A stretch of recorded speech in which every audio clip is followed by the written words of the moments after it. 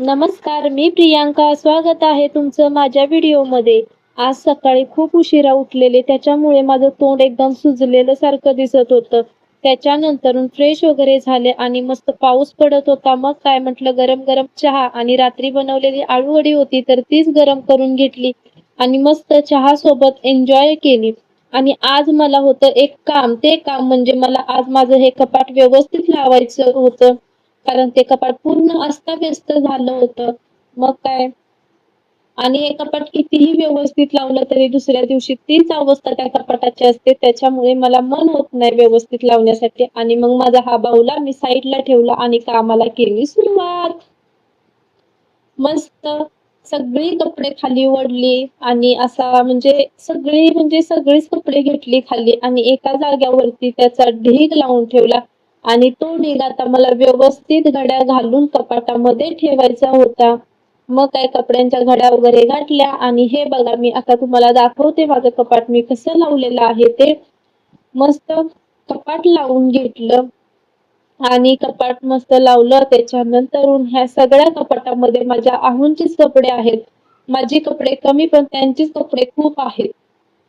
हे बघा, ही सुद्धा तिथे त्यांचीच कपडे आहेत. त्याच्या खाली जो कप्पा आहे त्याच्यामध्ये पण त्यांचीच कपडे आहेत आणि त्याच्यानंतरून ही खाली सुद्धा त्यांचीच कपडे आहेत, बाजूला सुद्धा त्यांचीच आहेत आणि त्याच्या साईडला सुद्धा त्यांचीच कपडे आहेत.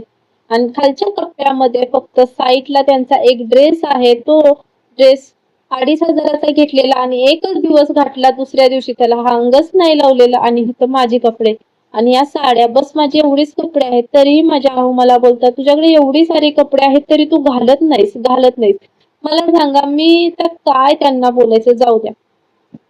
मग कपाट वगैरे उरकून मस्त कपाट वगैरे लावून घेतलं आणि मस्त जरा आराम करायचं म्हटलं, पण म्हटलं जेवून घेऊया. आणि जेवायला बसलेले तर मला एवढ्या जोरात ठसका लागला, जो ठसका लागला दोन्ही डोळ्यातून माझ्या पाणी यायला लागलं आणि मला काहीच समजतच नव्हतं, म्हणजे मी काय करू काय नाही. मग जेवले वगैरे आणि आराम केला थोडा टाइम. मग भाजीला सुद्धा जायचं होतं, भाजीला गेले.